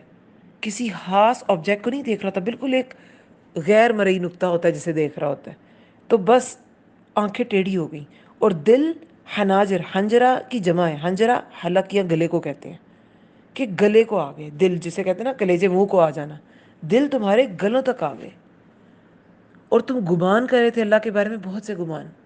انسان جب گمان کرتا ہے، جب وہ سوچ کا تانا بانا بنتا ہے، تو وہ ایک سوچ پہ تو نہیں رہتا کہ اچھا ابھی آ گئے ہیں اب ہمارا کیا ہوگا، ہم مر جائیں گے، اور بس سوچتے نہیں ہم مر جائیں گے، ہم مر جائیں گے، نہیں، ڈفرینٹ گمان آتے ہیں نا انسان کے دماغ میں، کہ ہم مر جائیں گے یا ہم جیت جائیں گے، اللہ کی مدد آئے گی۔ یہ وہ گمان نہیں تھا کہ اللہ کا دین سچا ہے کہ نہیں، ہم اتنی مشکل میں کیوں پڑ گئے، ایسا گمان نہیں تھا۔ یہ گمان کیا تھا؟ وہ جو ایک خوف والا ہوتا ہے، جو ایک طبعی خوف ہے جو ہر انسان کے اندر رکھا گیا ہے۔ سانپ سے آپ ڈر جاتے ہیں، اس کا یہ مطلب تو نہیں آپ میں ایمان نہیں ہے، آپ کا موت پہ یقین نہیں ہے، لیکن ایک ڈر ہے نا، فطری ڈر ہے جو انسان کے اندر رکھا گیا ہے۔ تو یہ مومنوں کو ہی ہوا تھا یہ ڈر، اور یہ بالکل جائز ہے، اس میں کوئی ایسی بات نہیں ہے کہ اس سے کہ یہ ایمان کے منافی کوئی چیز نہیں ہے۔ لیکن تم گمان کر رہے تھے، گمان کیسے؟ کہ اللہ کی مدد آئے گی کہ نہیں، دین تو حق ہے، دین تو حق تھا، یہ تو وہ سب جانتے تھے مومن، لیکن اللہ کی مدد آئے گی کہ نہیں، کیا ہمارے ایسے اعمال ہیں اللہ کی مدد پہنچ جائے گی؟ تو جب بھی انسان مشکل میں ہوتا ہے نا وہ گمان کرنے لگتا ہے ہم کتنا بھی دین پڑھ لیں، جو ہی مشکل آتی ہے تو ہم گمان کرنے لگتے ہیں کہ پتہ نہیں اللہ کی مدد آئے گی کہ نہیں، پتہ نہیں اللہ نے میری سنی کہ نہیں، پتہ نہیں، اپنے گناہ یاد آنے لگتے ہیں، اور ایک مومن کو آنے بھی چاہیے، ہے نا؟ تو تم گمان کر رہے تھے اللہ کے بارے میں، بہت سے گمان، کہ اب پتہ نہیں کیا ہوگا. ہنالکا، اس وقت، ہنالک کب تلیا، بلو کیا ہوتا ہے؟ آزمائش، ابتلا ہوتا ہے پھینکا جانا، ٹھیک ہے، آزمائش میں ڈالے جانا. جیسے آپ جب کوئی چیز چھٹکتے ہیں، چاول چھٹکتے ہیں، تو وہ کیا ہوتے ہیں؟ آپ پھینک رہے ہوتے ہیں اسے نا، تو وہ چھٹکائے جانا. اس وقت آزمائے گئے. آزمائے گئے کون؟ المؤمنون، سب مومن، وزلزلوا، اور وہ ہلا مارے گئے، زلزالہ، ہلا مارا جانا، شدیدہ، ہلا مارا جانا شدت کا. اب جب آزمائش آتی ہے نا، جب مومن کو ہلایا جاتا ہے، تو اس کا مطلب ہی ایسے ہی ہے، چھٹکنا. اور مومن کا ایمان اور اس کا نفاق چھٹک جاتا ہے، وہ بالکل کلیئر ہو جاتا ہے کہ ایمان کس کے دل میں اور نفاق کس کے دل میں ہے. اور وہ ہلا مارے گئے، زلزلو، یہ ربائی، اس کا روٹ ورڈ جو ہے، یہ ربائی ورڈ ہے جس کا روٹ ورڈ 4 حروف پہ ہوتا ہے. زال لام، زال لام، زلزل، قدم کا پھسلنا اسے کہتے ہیں. حروف کی تکرار ہے نا، زلزلو، زالام، پھر زالام. تو حروف کی تکرار سے معنی میں بھی کیا ہے؟ تکرار کا پہلو ہے، بار بار پھسلنا، بار بار پھسلنا. اب یہاں پر ایک تو یہ جو زلزلو ہے، یہ زلزلہ بھی اسی سے، اس میں بھی ہلنے کا معنی ہے. تو ہلا مارے جانا، یہ اس میں حصی معنی بھی ہے، ظاہری معنی بھی ہے، اور معنوی لحاظ سے بھی. ہلا مارے جاتے تھے کہ ظاہر ہے بار بار ظاہری بہت سی مشکلات آ رہی تھی، مومن ہل جاتے تھے. کبھی بھوک تھی، ٹھنڈ تھی بہت زیادہ، خطرہ تھا بہت زیادہ، جان کا خوف تھا، بہت سے خوف تھے، اور دل سے بھی وہ ہل رہے تھے، بار بار متزلزل ہوتے تھے. تو سب مومن، اور وہ ہلا مارے گئے، زلزالاً شدیدہ، ہلا مارا جانا شدت کا. لیکن بات یہ ہے کہ مومنوں کو آزمایا گیا نا، تو ان کی جو نفاق تھا، یا کسی میں نفاق تو مومنوں میں نہیں تھا، جس منافق میں تھا وہ کھل گیا، آگے منافقوں کے بارے میں ہی بات ہے. لیکن کوئی مومن وہ ڈرا ضرور، ڈر سکتا ہے. دیکھیں آپ نے وہ حدیث مبارکہ سنی ہے کہ مومن بزدل ہو سکتا ہے، بخیل ہو سکتا ہے، جھوٹا نہیں ہو سکتا. تو کچھ چیزیں جو فطرہ میں ہوتی ہیں، ٹھیک ہے، وہ فطرتاً انسان کے ساتھ ہو جاتی ہیں. تو مومن جتنے بھی تھے، نہ وہ جھکے، نہ وہ انہوں نے اپنے ایمان سے پھرے، نہ وہ بکے، ایسا کچھ نہیں ہوا. خندق کھودتے وقت بھی صحابہ کا کیا جذبہ تھا، ابھی میں نے خندق کھودنے کے 1-2 واقعات آپ کو بتائے تھے. اس کے علاوہ بھی مہاجر اور انصار جو تھے، وہ شعر پڑھتے تھے. کیا شعر پڑھتے تھے؟ اس کا ترجمہ ہے کہ ہم تو وہ لوگ ہیں جنہوں نے محمد صلی اللہ علیہ وسلم کے ہاتھ پر بیعت کی ہے کہ ہم آخری وقت تک اسلام کا دفاع کرتے رہیں گے. تو رسول اللہ بھی پھر جوابی شعر پڑھا کرتے تھے، کہ رجز جسے کہتے ہیں نا، رجز پڑھا کرتے تھے. اور جس سے کیا ہوتا تھا؟ صحابہ میں جوش آ جاتا تھا، وہ اور جذبے کے ساتھ خندق کھودنے لگتے تھے. تو رسول اللہ کیا پڑھتے تھے؟ اے اللہ، کوئی بھلائی، کوئی خیر نہیں سوائے آخرت کی بھلائی کے، اور تو اے اللہ مہاجروں اور انصاروں میں برکت عطا فرما. اور کہیں پہ آتا ہے ان کی مدد فرما. تو یہ ان کی جذبے کا حال تھا. لیکن ایک ڈر تو تھا نا، ڈر تو تھا. تو اس ڈر کا کہا گیا ہے کہ سب مومن وہ ہلا مارے گئے، ہلا مارا جانا شدت کا. اور وہ ڈر تو رہے تھے، لیکن اپنے ایمان پہ قائم تھے. جبکہ منافقین کیا کر رہے تھے؟ وَإِذْ يَقُولُ الْمُنَافِقُونَ، اور جب، اذ ہوتا ہے جب، اور جب یقولو کہہ رہے تھے، المنافقون منافق، والذین اور وہ لوگ، فی قلوبہم جن کے دلوں میں، مرض مرض ہے، ما نہیں، وعدنا اللہ وعدہ کیا ہم سے، نہ ہے نا اینڈ پہ، تو ہم سے اللہ نے، ورسولہ اور اس کے رسول نے، الا غرورا مگر دھوکے کا. کہ اللہ نے تو ہم سے دھوکا کیا، نعوذ باللہ. اب یہ 3 طرح کے منافقوں کا ذکر اب آگے آئے گا. یہ جو پہلی ٹائپ ہے نا، یہ کہا جاتا ہے کہ مسلمانوں کی فوج میں ہی شامل تھے. 70 سے 80 تقریباً لوگ تھے، یا کہنا چاہیے کہ کمزور ایمان والے. مسلمان تھے مگر نفاق تھا دل میں، کمزوری تھی. مرض کہا گیا نا کہ جن کے دلوں میں مرض ہے، ان کے دلوں میں نفاق تھا، تھوڑی سی کمزوری تھی، پکے مومن نہیں تھے. اور جب کہہ رہے تھے منافق اور وہ لوگ، اور دیکھیے یہ جو پہلے غزوہ احد میں بھی ہم نے اس کے جو آیات پڑھی تھی، غزوہ احد کی آیات آئی تھیں شروع میں ہی قرآن کے. غزوہ بدر کی تو ہے نا سورہ انفال میں، غزوہ احد کی پہلے آتی ہے بلکہ. تو اس میں کیا ہم نے پڑھا تھا کہ منافقوں کی اللہ تعالیٰ نے مومنوں میں سے بھی کتنی ٹائپس بتا دی. نہیں سوری، غزوہ تبوک کے سورہ توبہ میں یہ آئی تھیں ٹائپس کہ مخلصین، کچھ تو خالص مومن ہیں، کچھ منافق ہیں جو بالکل پیچھے رہ گئے تھے کہ مختلف بہانے گڑھ کے، اور کچھ جو تھے وہ ملے جلے عمل والے تھے، وہ پیچھے رہ جانے والے تھے. ٹھیک ہے، وہ پیچھے رہ گئے تھے. اب یہ بھی ایسے مومن ہیں، ایسے مسلمان ہیں جو مسلمان تو ہیں، کلمہ گو تو ہیں، مگر دل میں بیماری ہے. ان کا جو عمل ہے وہ اس ہائی لیول کے مومن جیسا نہیں ہے. اور وہ لوگ جن کے دلوں میں مرض ہے، نہیں وعدہ کیا. اور جیسے کہ میں نے کہا کہ روایات میں آتا ہے کہ یہ منافقوں میں سے ہی تھے 70 سے 80 لوگ جو مسلمانوں کی فوج میں شامل تھے. اور وہ لوگ جن کے دلوں میں مرض ہے، نہیں وعدہ کیا ہم نے اللہ سے اور اس کے رسول سے، نہیں وعدہ کیا ہم سے اللہ نے اور اس کے رسول نے مگر دھوکے کا. اب یہ کیا کہہ رہے تھے کہ اللہ کا تو وعدہ ہی جھوٹا تھا، اللہ کا وعدہ جھوٹا تھا. خود بھی ایسے کہتے تھے اور باقیوں کو بھی کیا کرتے تھے، ان کا مرال ڈاؤن کرتے تھے، ان کا حوصلہ پست کرتے تھے. اب ایک فوج میں 70-80 لوگ ایسے ہوں گے تو ایک ایک شخص بھی اگر 20-20 لوگوں تک ایسی باتیں کرے گا تو وہ پوری فوج کا حوصلہ پست نہیں ہو جائے گا. تو اس لیے یہ منافق تھے، نفاق تھا ان کے دل میں، جو خود بھی ڈرتے تھے. اور ورنہ مسلمان کے دل میں اگر ڈر آئے تو وہ اپنے ڈر کو چھپاتا ہے. وہ دوسرے کو تو نہیں ڈراتا نا کہ میں تو عمل سے روک رہا ہوں، تم بھی رک جاؤ. لیکن یہ منافق تھے، مسلمانوں کا بھلا نہیں چاہتے تھے. وَإِذْ، اور پھر 13 آیت میں ہے وَإِذْ، اور جب قَالَتْ طَائِفَةُ، اور جب کہا ایک گروہ نے. اب یہ ایک اور گروہ کی بات ہے. ٹھیک ہے، وہ ایک گروہ تھے جو مسلمانوں کی فوج میں تو شامل ہو گئے مگر ان کی جڑیں کاٹ رہے تھے، ان کو ڈرا رہے تھے. اور یہ دوسرے وَإِذْ قَالَتْ طَائِفَةٌ، اور جب کہا ایک گروہ نے منہم، ان میں سے، یا اہل یثرب، اے اہل یثرب. جاہلیت کی پکاری نا، پرانا جاہلیت والا نام یثرب، کیونکہ رسول اللہ کے آنے کے بعد اسے مدینہ تو منورہ کہا جاتا تھا، پاک شہر.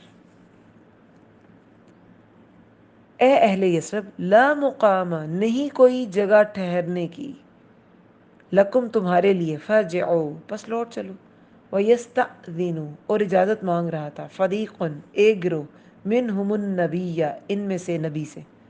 ان میں سے منہم، ان میں سے، ہم ہوتا ہے ان، کم ہوتا تو تم میں سے، لیکن من سے اور ہم ان میں. ان میں سے النبی، نبی سے. یقولون، وہ کہہ رہے تھے، ان، بے شک، بیوتنا، ہمارے گھر تو، عورہ، غیر محفوظ ہیں. وما، حالانکہ نہیں تھے، ہیا، وہ، بیت جو ہے وہ کیا ہے، وہ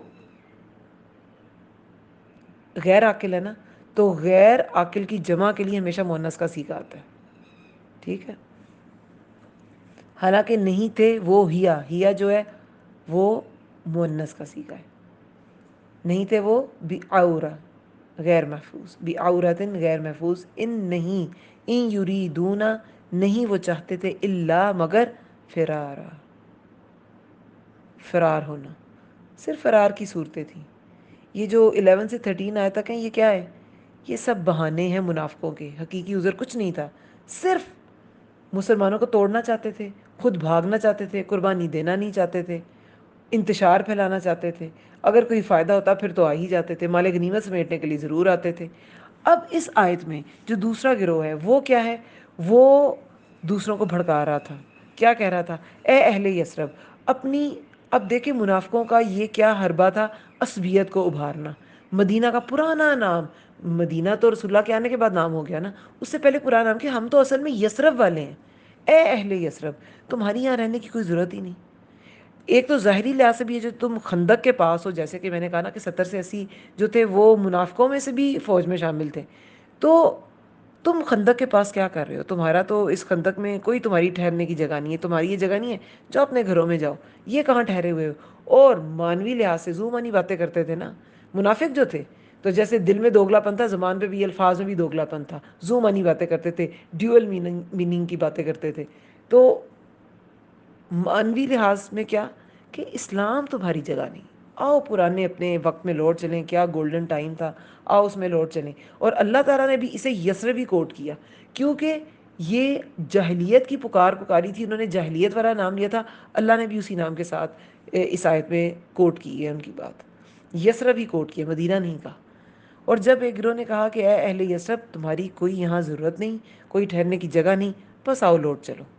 یعنی کہ دوسروں کا مرال ڈاؤن کر رہے تھے. ایک تیسرا گروہ تھا اور اجازت مانگ رہا تھا. ایک گروہ یہ نسبتاً ذرا سمجھدار تھے، ذرا زیادہ اچھے سیاستدان تھے، ذرا زیادہ اچھا ان کو کیا کہنا چاہیے، پولیٹیسائز کرنا آتا تھا چیزوں کو. تو یہ اجازت مانگ رہے تھے کہ چلو ان کے سامنے بھی منہ ملاحظہ رکھ لیں اور اپنا بھی کام بن جائے نبی صلی اللہ علیہ وسلم سے کہ ہمارے گھر غیر محفوظ ہے. پیچھے سے کہیں یہ قریشی، یہ مکہ والے، حالانکہ خود ان کے ساتھ ملے ہوئے تھے، یہ بنو غطفان والے، یہ سب ہم پہ حملہ نہ کرتے ہیں ہمارے گھروں پہ. عورتن، عورا غیر محفوظ، عورا عورت کو بھی دیکھیں، عورت بھی اسی سے نکلا ہے. ہر وہ چیز جس کا دیکھنا یا ظاہر کرنا ناپسندیدہ ہو.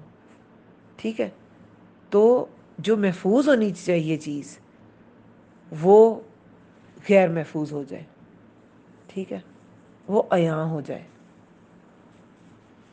اس لیے عورت کو بھی عورت کہا گیا ہے، وہ بھی چھپائے رکھنے کے قابل چیز ہے، عیاں کرنے والی چیز نہیں ہے. انہوں نے کہا ہمارے گھر تو غیر محفوظ ہیں، یعنی کہ ان پر عیاں ہو جائیں گے، غیر محفوظ ہو جائیں گے. حالانکہ اللہ تعالیٰ نے فرمایا وہ غیر محفوظ نہیں ہے. نہیں وہ چاہتے تھے مگر فرارا. اللہ تعالیٰ کیا کہتا ہے؟ کہاں فرارا حاصل کرو؟ ففروا الی اللہ، دوڑو اللہ کی طرف. اور یہ اللہ کے بتائے ہوئے دین، اللہ کے بتائے ہوئے راستے، اللہ کے لیے لڑی جانے والی جنگ سے فرار چاہتے تھے. نہیں وہ چاہتے تھے مگر فرار ہونا. یہ منافق جو ہیں، ان کی منافقت کی کیا وجہ ہوتی تھی؟ دنیا سے محبت، مال، سرداری. تو بس وہ مال سرداری نہ کہیں چلی جائے، یہ جان نہ کہیں چلی جائے، فرار ہو جاؤ یہاں سے. ایمان جاتا جائے، ایمان تو تھا ہی نہیں ان کا، نفاق تھا دل میں، مرض تھا دل میں. اور رسول اللہ اور اللہ پہ یقین نہیں تھا. پھر مشقت سے دل چراتے تھے. ان کی یہ بہت ساری کمزوریاں تھیں، یہ ساری منافقت کی نشانیاں ہیں. مشقت، اور بات کرے تو جھوٹ بولے، وعدہ کرے تو توڑ دے، امانت رکھے تو خیانت کرے. سب بھی کچھ تو کیا انہوں نے. بات کرے تو گالی گلوچ میں اتر آئے. اس غزوہ میں یہ سب کچھ سچ ہو گیا تھا. جھوٹ بولا، یہ بہانے سارے جھوٹے تھے. عہد توڑا، میثاق مدینہ انہوں نے توڑا. اور امانت ذمہ داری بھی امانت ہوتی ہے. جو ذمہ داری ان کو سونپی، کیا ذمہ داری تھی؟ مدینہ پہ جو حملہ ہوگا مل کے مقابلہ کیا جائے گا. توڑ دی ذمہ داری اپنی. بنو قریظہ اس طرف تھے، اس طرف مسلمانوں کی عورتوں اور بچوں کی وہ چار دیواری تھی، قلعہ تھا یا چار دیواری تھی، تو وہاں انہوں نے خود حملہ کر دیا. امانت میں خیانت تھی نا، غداری بھی خیانت ہوتی ہے. اور پھر جب رسول اللہ نے اپنا میسنجر، جو اپنا پیغام رساں بھیجا ادھر سعد بن عبادہ کو یا زید بن حارث، تو گالیاں بکنے لگے رسول اللہ کے خلاف. کون محمد صلی اللہ علیہ وسلم، ہم نہیں جانتے، یہ ہے وہ ہے. اور پھر انہوں نے کہا یہ تو پھر گئے اپنی بات سے. تو سارے نفاق، یہ جو چار بیسک، ویسے تو نفاق کی بہت سی ٹائپ ہیں. یہ جو کھائی کے کنارے پہ کرتے ہیں، اللہ کے دین کو فالو کرتے ہیں، یہ بھی نفاق کی علامت ہے جو ہم پیچھے آئے تھے پڑھ کے آئے ہیں. لیکن یہ چار بیسک چاروں پروو کی انہوں نے کہ ہاں ہمیں ہیں بھئی، ہم ہیں ہی منافق. تو وہ چاہتے تھے مگر فرار ہونا. تو یہ فرار انہوں نے چاہا، اور انہی وجہ سے چاہا.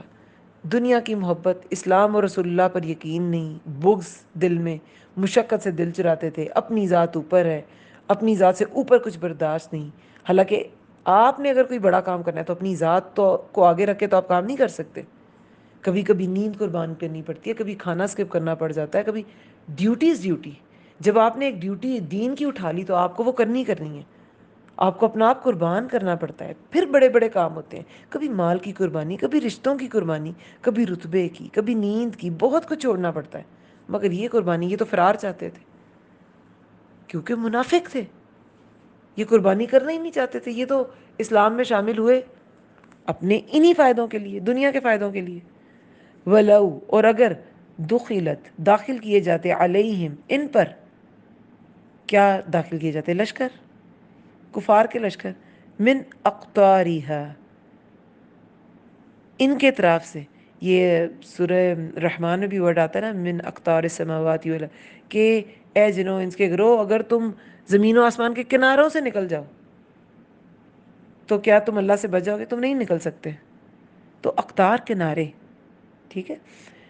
اور اگر داخل کیے جاتے ہیں ان پر لشکر, ان کے اطراف سے, اگر داخل کیے جاتے, یعنی کہ یہ خندق نہ کھودی جاتی اور سارے لشکر داخل ہو جاتے چاروں طرف سے. تین اطراف سے تو مشکل تھا, وہی ایک سائڈ تھی نا, لیکن خندق نہ ہوتی اور چڑھ دوڑتے تم لوگوں پہ.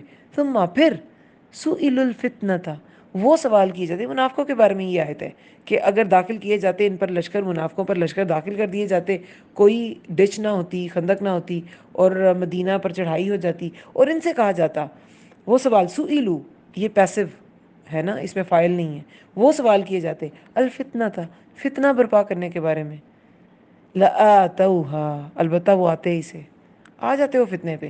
وما, اور نہ, تلبثوا, وہ انتظار کرتے, بہا, اس کا, الا, مگر, یسیرا, بہت تھوڑا. یعنی کہ یہاں فتنہ سے کیا مراد ہے؟ یہاں فتنہ سے مراد مسلمانوں کے خلاف جنگ ہے. ایسی چڑھائی کر جاتے سارے قبائل, جیسے ابھی 12 سے زیادہ قبائل چڑھائی کرنے آگے تھے, تو ایسی چڑھائی کرتے قبائل, ڈچ بھی نہ ہوتی, چڑھ دوڑتے. لیکن اگر یہ سارے قبائل مسلمانوں کے خلاف جنگ کرنے کے لیے آتے, فتنہ برپا کرنے کے لیے آتے, تو پھر یہ کیا کرتے؟ اور نہ وہ انتظار کرتے اس کا, تو پھر وہ انتظار تھوڑا ہی کرتے, وہ پیچھے تھوڑی رہتے, بالکل انتظار نہ کرتے. اور نہ وہ انتظار کرتے اس کا, الا یسیرا, مگر بہت تھوڑا, تھوڑا سا انتظار کرتے, وہ فتنے میں کود جاتے. یہ مسلمانوں کی مدد نہیں کرنا چاہتے تھے. مسلمانوں, دیکھیں, جب انسان کو کوئی کام کرنا ہوتا ہے نا, وہ آؤٹ آف دا وے جا کے کرتا ہے. when there is will there is way. جب آپ کسی چیز کو کرنا چاہتے ہیں نا, آپ کر دیتے ہیں. جب کوئی بچہ یا کوئی بڑا, کوئی ہابی اس کی ہوتی ہے, وہ اس ہابی کے لیے ٹائم نکالتا ہے, کتنی بھی بزی روٹین, مائیں ہیں, 4 بچے ہیں, گھر کی ساری ذمہ داری ہے, لیکن موبائل کے لیے ٹائم نکالتی ہیں. میرا می ٹائم ہے نا, وہ می ٹائم انہیں چاہیے, وہ نکال لیتی ہیں, گھنٹہ 2 گھنٹہ. اور دن کے ٹائم انہیں دیکھیں گے تو ایسا لگے گا یہ بیچاری کو کنگھی کرنے کا بھی شاید ٹائم نہیں ملتا. اسی طرح جو قرآن پڑھتی ہیں, ہمارے گروپ میں ایسی مائیں, بچے ہیں 3 4 چھوٹے چھوٹے بچے, سسرال کی ذمہ داری, ٹائم نکالتی ہیں اور اپنے لیسن کو ٹائملی وہ کمپلیٹ بھی کرتی ہیں اور میسج بھی بھیجتی ہیں ڈن کا. تو جب آپ نے کچھ کرنا ہے نا, تو آپ وہ اس کا ٹائم بھی نکالتے ہیں, اس کے لیے انرجی بھی اپنی بچاتے ہیں, اپنی صلاحیتوں کو بھی یوز کر لیتے ہیں, سب کچھ کر لیتے ہیں. لیکن جب آپ نے کوئی کام نہیں کرنا, تو پھر آپ کے پاس بہت بہانے, ہمارے پاس بہت بہانے ہوتے ہیں اس کے. تو یہ صرف بہانے تھے ان کے. اگر مسلمانوں کے خلاف یہی جنگ ہوتی, فتنہ برپا کرنا ہوتا انہوں نے, تو پھر وہ فتنے میں کود پڑتے, وہ فوراً چلے جاتے, انتظار نہ کرتے, تھوڑا سا انتظار نہ کرتے, مگر تھوڑا سا, یعنی کہ انتظار ہی نہ کرتے اور کود پڑتے. وَلَقَدْ, اور البتہ تحقیق, کانو, تھے وہ, عَاهَدُ اللَّهَ, وہ عہد کر چکے اللہ سے, من قبل, اس سے پہلے, لا یولون, کہ نہیں وہ پھریں گے, الادبار, نہیں وہ پھیریں گے, الادبار پشتیں, وکانا, اور ہے, عہد اللہ, عہد اللہ کا, مسئولہ, پوچھا جانے والا. اب یہ منافقوں کے عہد کی بات ہے, یہ منافقین کے بارے میں ساری آیات ہیں. البتہ تحقیق تھے وہ عہد کر چکے اللہ سے. دیکھیں ایک تو اسلام جب قبول کیا کسی نے تو وہ ایک عہد ہے، وہ ایک سپردگی کا. اسلام کا مطلب کیا ہے؟ سالمہ، سپردگی، سبمیشن. اسلام ٹوٹل سبمیشن. یہ خود ایک عہد ہے کہ ہاں ہم اللہ اور اس کے رسول کی بات مانیں گے. پھر میثاق مدینہ بھی کر چکے تھے. جو یہود تھے وہ بھی عہد کر چکے تھے. جو تو اسلام میں آ گئے اور دل میں نفاق ہے انہوں نے تو اسلام والا عہد کیا، ٹھیک ہے. ایک تھے یہود جن کے ساتھ میثاق مدینہ والا عہد ہوا، ٹھیک ہے. اور ایک ان میں سے کون تھے؟ خزرج تو یہود کا قبیلہ نہیں تھا. عبداللہ بن ابی وہ تو یہودی نہیں تھا، لیکن وہ رئیس المنافقین تھا. یہ اس ٹائپ کے لوگ بھی تھے اندر. وہ یہودی نہیں تھا لیکن منافق سب سے بڑا تھا. اس نے بھی عہد کیا تھا. اس نے کیا عہد کیا تھا؟ جب غزوہ احد میں 300 کا لشکر لے کے آنے کا وعدہ کیا لیکن پہنچے نہیں اور لے کے راستے سے ہی لوٹ گیا، تو پھر بعد میں کیا کیا تھا؟ عہد کیا تھا نہیں اب ہم نہیں ایسا کریں گے، نہیں نہیں اب ہم ایسا نہیں کریں گے، ٹھیک ہے. جنگ احد کے بعد یہود نے مسلمانوں کا ساتھ دینے کا وعدہ کیا تھا. بنو نذیر تو جلاوطن کر دیے گئے تھے. بنو قریظہ ہی تھے نا جنہوں نے وعدہ کیا تھا. اور وہ عبداللہ بن ابی جو لشکر لے کے لوٹ گیا تھا تو اس نے بھی کہا کہ نہیں نہیں ہم مدد کریں گے اب. تو اب کیا ہوئے ان کے وعدے؟ یہ عہد کر چکے تھے اللہ سے اس سے پہلے کہ وہ اپنی پشتیں نہیں پھیریں گے. اور ہے عہد اللہ کا پوچھا جانے والا. جو اللہ کے نام پہ عہد دیا گیا ہے نا اس کا سوال ضرور ہونا ہے. لوگوں سے بھی جو عہد کیے جاتے ہیں ان کا بھی ہونا ہے سوال. تو سوال یہ جو عہد ہے یہ تو ہے ہی پوچھا جانے والا. تو اللہ کے ساتھ عہد یہ پوچھا جانے والا ہے، یہ معاف نہیں کیا جائے گا. اب یہ بدعہدی، یہ بھی نفاق کی قسم. وعدہ کرے تو توڑ دے، تو توڑ دیے انہوں نے وعدے. کل لن ينفعکم کمل کل کہہ دیجئے لن ينفعکم الفرار، ہرگز نہیں، لن ہرگز نہیں، ینفعکم فائدہ دے گا کم تمہیں، الفرار بھاگنا، ان اگر فرار تم بھاگے تم، من الموتی موت سے، اول قتلی یا قتل سے، وَإِذًا لَّا اور تب نہ تمتعون تم فائدہ دیے جاؤ گے، اللہ مگر قلیلا بہت تھوڑا. تو تم فائدہ دیے جاؤ گے بہت تھوڑا. دیکھیں اللہ تعالیٰ انہیں فرما رہے ہیں، الیبریٹ کیا جا رہا ہے ان پر کہ تمہارا بھاگنا، کیوں بھاگ رہے ہو، کیا وجہ ہے بھاگنے کی. جیسے میں نے ابھی بتایا کہ انسان جب منافقت کرتا ہے، منافقت کس وجہ سے کرتا ہے؟ دنیا کی محبت کی وجہ سے، مال، سرداری، اور اللہ پہ یقین نہیں، رسول اللہ پہ یقین نہیں، رسول اللہ اور اس کے رسول کے وعدوں پر یقین نہیں، مشقت، قربانی نہیں کر سکتی. یہی ساری باتیں ہیں نا. مر نہ جائیں کہیں، ٹھیک ہے، کہ مر ہی نہ جائیں کہیں.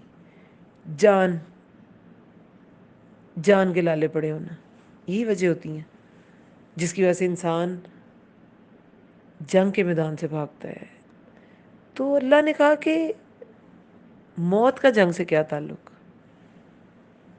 قتل یا موت، موت تو گھر میں بھی آ سکتی ہے، انسان کے اپنے بستر میں آ سکتی ہے. خالد بن ولید نے کتنی جنگیں لڑیں، 90 سے زائد. کوئی جسم کا حصہ نہیں تھا جس پہ نشان نہیں تھے تلوار نیزوں کے، لیکن موت بستر پہ تھی.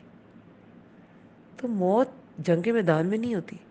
موت تو اللہ کی طرف سے ایک حکم ہے جو ہر ایک کے لیے، ہر ایک نے مرنا ہے اور ہر ایک کا وقت متعین ہے. تو انہیں کہا جا رہا ہے کہ تمہیں تمہارا بھاگنا کوئی فائدہ نہیں دے گا. تم اپنے گھر میں قتل نہیں کیے جا سکتے، تم مر نہیں سکتے. اسی کے بعد یہ ہوئی بن اخطب جو ہے وہ تو جب بنو قریظہ کے جنگجوؤں کو مارا گیا تو وہ مارا گیا. ہوئی بن اخطب جو بنو نذیر کا وہ تھا سردار تھا، اور بنو قریظہ نے اسی شرط پہ غداری پر آمادہ ہوئے تھے کہ تم پھر ہمارے ساتھ، جو ہمارا انجام ہوگا تمہارا بھی ہمارے ساتھ ہوگا. جب بنو قریظہ کے جنگجوؤں کو قتل کی سزا ملی تھی، ان کو قتل کیا جائے گا، انہوں نے غداری کی ہے، تو خوئی بن اخطب جس کی بیٹی حضرت صفیہ رضی اللہ عنہا جو ہے وہ رسول اللہ کی بیوی بنی، تو خوئی بن اخطب جو ہے وہ ان کے ساتھ قتل ہوا تھا. قاتل کی بیٹی کو لونڈی نہیں بنایا گیا، سردار کی بیٹی اس کی تعظیم کی جائے. انہوں نے اسلام قبول کر لیا، انہیں بیوی بنا لیا.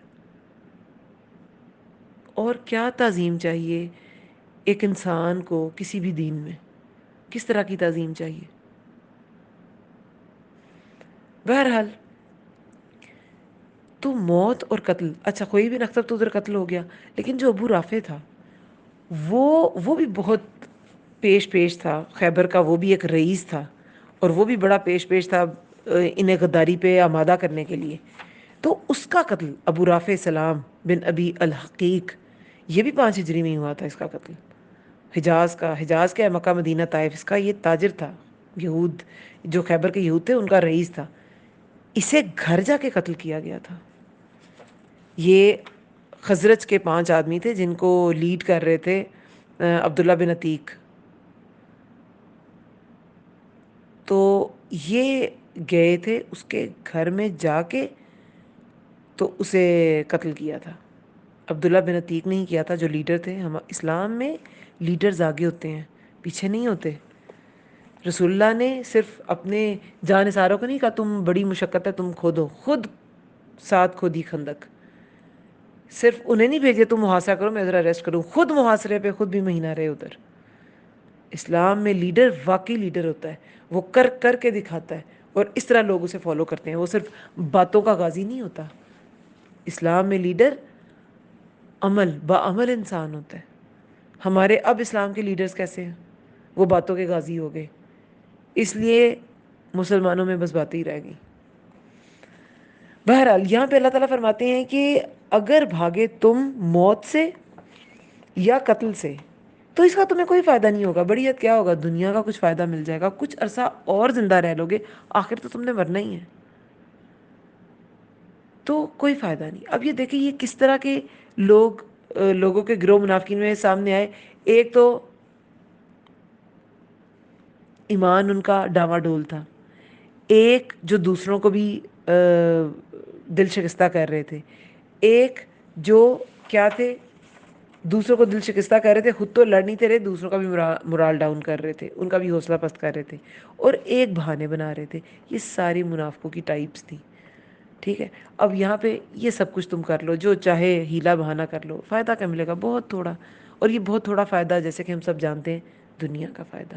دنیا کا فائدہ کروڑوں کا بھی ہے تو قلیل ہے، آخرت کا فائدہ کثیر ہے کیونکہ وہ ہمیشہ رہنے والا ہے.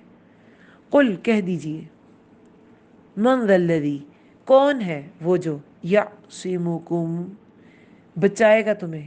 عاصمہ ہوتا ہے بچانا، آئین صاد میم عصمت بھی اسی سے، عزت بچانا، عزت والا. عاصم بچانے والا. کہہ دیجئے کون ہے وہ جو بچائے گا تمہیں، یعصمکم بچائے گا تمہیں، من اللہ اللہ سے. ان اگر ارادہ اس نے ارادہ کیا، بکم تمہارے ساتھ، سوءن برائی کا، او یا ارادہ اس نے ارادہ کیا، بکم تمہارے ساتھ، رحمہ رحمت کا، ولا اور نہیں، یجدون وہ پائیں گے، لہم اپنے لیے، من دون اللہ سوائے اللہ کے، ولیا ولا نصیرا سوائے اللہ کے کوئی دوست اور نہ کوئی مددگار. اب یہاں پر کیا بتایا جا رہا ہے؟ کہہ دیجئے، رسول اللہ سے کہا جا رہا ہے کہ انہیں کہیں کہ اگر اللہ تمہارے ساتھ برائی کا ارادہ کرے تو تمہیں کون بچا سکتا ہے؟ اگر اللہ نے تمہارے قتل، جیسے میں نے بتایا کہ ابو رافع کو گھر میں جا کے قتل کیا، جس کا لکھ دیا گیا تو وہ گھر میں قتل نہیں ہو سکتا، بیوی بچوں میں وہ قتل ہو گیا. تو وہ گھر کے اندر رہتے طبعی موت بھی آ سکتی ہے، بستر پہ موت بھی آ سکتی ہے، انسان گر کے مر سکتا ہے، جل کے مر سکتا ہے، بیماری میں مر سکتا ہے، طبعی موت آ سکتی ہے، کچھ بھی ہو سکتا ہے. تو اگر اللہ کسی کے ساتھ برائی کا ارادہ کر لے، یا اس نے ارادہ کیا تمہارے ساتھ رحمت کا، اور اگر یا اللہ ارادہ کر لے تمہارے ساتھ رحمت کا، تو اسے کوئی ٹالنے والا نہیں ہے، اسے کوئی بدلنے والا نہیں ہے. نہیں وہ پائیں گے اپنے لیے سوائے اللہ کے کوئی دوست اور نہ کوئی مددگار. تب اللہ کے سوا کوئی کام نہیں آئے گا، کوئی مدد نہیں کر سکے گا، کوئی دوست کام نہیں آئے گا، قیامت کے روز کوئی کام نہیں آئے گا. اور دنیا میں بھی اگر اللہ کسی کو مشکل میں ڈالنا چاہتا ہے، تو اگر اللہ اسے نکالنا نہیں چاہتا تو وہ کسی کی مدد لے لے، کسی دروازے کو کھٹکھٹا لے، کسی در پہ چلا جائے، اس کا مسئلہ حل نہیں ہوگا۔ اللہ تعالیٰ جب آزمائش میں ڈالتا ہے نا، جیسے تب بھی مومنوں کو آزمایا گیا، آج بھی آزمائش ہوتی ہے مسلمانوں کی، کسی کی انڈیویجول لیول پہ، کسی کی اجتماعی لیول پہ، کولیکٹیو، جیسے فلسطین والوں کی کولیکٹیو ایک آزمائش ہے، اور ہر مومن کی تھوڑی بہت آزمائش تو ہوتی رہتی ہے۔ تو مختلف سچویشن میں ڈال کے اللہ تعالیٰ آزماتا ہے کہ انسان کا ایمان کس لیول کا ہے، پھر ہم اپنے ایمان کو پروو کرتے ہیں۔ دیکھیں فلسطین والوں پہ کیسی مصیبت ہے، آزمائش ہے نا ان پہ، لیکن کیسا گمان ہے ان کا اللہ پہ؟ باپ مر رہا ہے، بھائی مر رہا ہے، بیٹے مر رہے ہیں، بچیاں مر رہی ہیں، مائیں مر رہی ہیں، الحمدللہ یہی بولتے ہیں سب، الحمدللہ۔ تو یہ جو آزمائش ہے نا، یہ مومن کا بھی کھرا کھوٹا علیحدہ کر دیتی ہے۔ تو اللہ تعالیٰ کہہ رہا ہے کہ میرے سوا تمہیں کون بچائے گا؟ اگر میں برائی کا ارادہ کروں تو کون بچائے گا، اور اگر میں رحمت کا ارادہ کروں تو تمہیں کون نقصان پہنچائے گا؟ پھر تو تم جنگ میں چلے جاؤ، تمہیں کوئی نقصان نہیں پہنچے گا، جیسے کہ غزوہ خندق میں 6 مسلمان شہید ہوئے، نہیں نقصان پہنچا، اللہ کی رحمت ہو گئی۔ لیکن انہیں اللہ کی رحمت کا یقین ہوتا تو وہ اللہ کے وعدوں پہ یقین کرتے نا۔ ولا یجدون، اور نہیں وہ پائیں گے اپنے لیے سوائے اللہ کے کوئی دوست اور کوئی مددگار، اور نہ کوئی مددگار، اللہ کے سوا کوئی دوست اور کوئی حقیقی مددگار نہیں ہے۔ قد تحقیق، یعلم اللہ، جانتا ہے اللہ، کسے؟ یعلم اللہ المعوقین، معوقین روکنے والوں کو، آئین واو قوف اس کا روٹ ورڈ ہے، آگ کرنا، جائیداد سے آگ کرنا، وہ بھی اسی سے ہے۔ آگ کرنا کیا ہوتا ہے؟ آگ کیا ہوتا ہے؟ اوق، رکاوٹ، موق، رکاوٹ ڈالنے والا۔ جب آگ کیا جاتا ہے تو کیا ہے؟ جائیداد اور اس شخص میں ایک رکاوٹ آ جاتی ہے، اب وہ جائیداد نہیں لے سکتا، اسے جائیداد سے آگ کر دیا جاتا ہے، تو وہ اسی سے نکلا ہوا ہے۔ معوقین، روکنے والوں کو، تحقیق جانتا ہے اللہ روکنے والوں کو، منکم، تم میں سے، والقائلین، اور کہنے والوں کو، قائل کرنے والوں کو، قاف واو لام قول سے ہے، اور انسان کہہ کہہ کے بول بول کے ہی قائل کرتا ہے، تو قائلین بھی اسی سے ہے۔ اور تحقیق جانتا ہے اللہ روکنے والوں کو تم میں سے، اور کہنے والوں کو، لی اپنے بھائیوں سے، ہلم، آؤ، الینا، طرف ہمارے، ولا، اور نہیں، یاتون البأس، اور نہیں وہ آتے لڑائی کو۔ باس کیا ہوتا ہے؟ جنگ باس، جو اوس اور خزرج میں بڑے سال رہی، تو وہ اس کا مطلب ہی لڑائی ہے۔ اور نہیں وہ آتے لڑائی کو، الا، مگر، قلیلا، بہت تھوڑے۔ اب یہاں پر منافقین جو تھے، ویسے تو وہ مسلمانوں کے ساتھ ساتھ رہتے تھے چھوٹے موٹے کاموں میں، اچھا کہ وہ مسلمان جو ہیں انہیں یہ جو ہیں یہ ہمیں خود میں ہی سمجھیں، خود میں ہی شمار کریں، مگر اصل میں ان کے اتحاد کو ختم کرنے کے لیے کیا کرتے تھے؟ مختلف گروہ بندیاں کرتے اور کراتے تھے،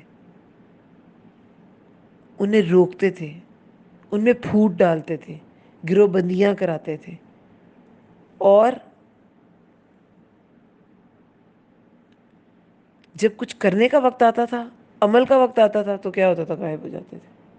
پھر ساری باتیں، یہ بس باتوں کے غازی تھے نا، باتوں سے، اپنی چرب زبانی سے چاہتے تھے کہ ہمیں کچھ فائدے مل جائیں۔ جب مال غنیمت آتا تھا تب بھی کہتے تھے کہ ہمیں فائدے، حالانکہ خود کچھ نہیں کیا ہوتا تھا، اور سوائے اکا دکا لوگ کے جو اندر چلے جائیں جنگ کے، لیکن وہ کیا کرتے تھے؟ نفاق، نفاق دل میں لے کے پیچھے رہتے تھے جب کرنے کا وقت آتا تھا۔ ویسے باتوں کے غازی بڑے تھے، باتوں میں شیر تھے۔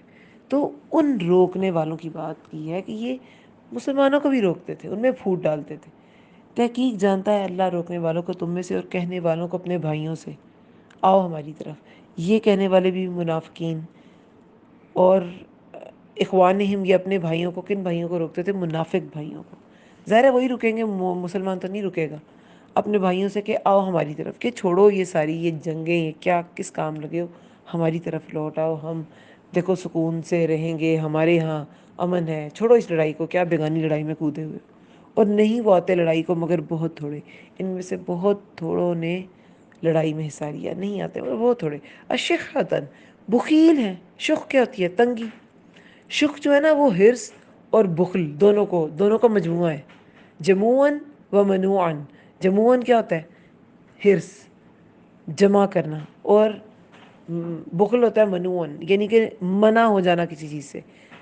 حرص جموعاً جمع کرنا چیز کا، اور بخل نکالنا نہ کسی چیز کو. دیکھیں یہ جو کنجوسی اور چیزوں کو روکنا ہے اور نعمتوں کو دوسروں سے روکنا ہے، اس کی بھی ڈفرینٹ ٹائپس ہیں. ایک تو بخل ہے، کسی کو دینے سے گریز کرنا.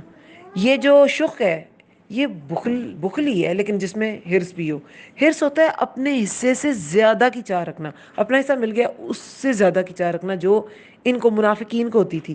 کرتے دھرتے کچھ تھے نہیں لیکن اپنے حصے سے زیادہ، کہ ہم جو ڈیزرو بھی نہیں کرتے وہ بھی ہمیں مل جائے. اور طمع کیا ہوتی ہے؟ کسی چیز کی طرف حد سے زیادہ دلچسپی لینا کہ بس اسی کی طرف مائل ہو جانا، کہ وہ خود بھی قربانی نہیں کرتے تھے. دوسرا دیکھیں، ایک تو ان میں کیا تھا؟ شخ تھا، بخل تھا. اور دوسری ان کی ایک برائی بیان کی گئی ہے، وہ آگے اسی آیت میں ہے. وہ تھی سلقوکم، بد زبانی کرتے ہیں آپ سے، بِأَلْسِنَةٍ، 7 زبانوں کے. یہ 2 چیزیں تھیں جو ان کی بہت بڑی برائیاں تھیں. ایک تو یہ بخیل تھے کہ کچھ کہیں کرنا نہ پڑ جائے دین کے لیے، نہ جانی لحاظ سے نہ مالی لحاظ سے. اشحۃ بخیل ہے، علیکم تم پر. فَإِذَا پھر جب جاء آتا ہے، الخوف خوف، رأیتم دیکھتے ہیں آپ انہیں، ینظرون وہ دیکھتے ہیں، الیکا طرف آپ کی، تدور گھومتی ہیں، اعینہم آنکھیں ان کی، کالذی اس شخص کی طرح، یغشا غشی طاری کی جا رہی ہو، علیہ جس پر، من الموت موت کی. فَإِذَا پھر جب ذَهَبَ الْخَوْفُ چلا جاتا ہے خوف، سَلَقُوكُم بد زبانی کرتے ہیں آپ سے، بِأَلْسِنَةٍ 7 زبانوں کے، حِدَادٍ تیز، اشحتاً بخل کرتے ہوئے، حرص کرتے ہوئے، علی الخیر مال پر. اولئک یہی لوگ ہیں، لم نہیں، یؤمنوا وہ ایمان لائے، فاحبط اللہ تو ضائع کر دیا اللہ نے، اعمالہم ان کے اعمال کو، وکان اور ہے، ذالک یہ، علی اللہ اللہ پر، یسیرا بہت آسان.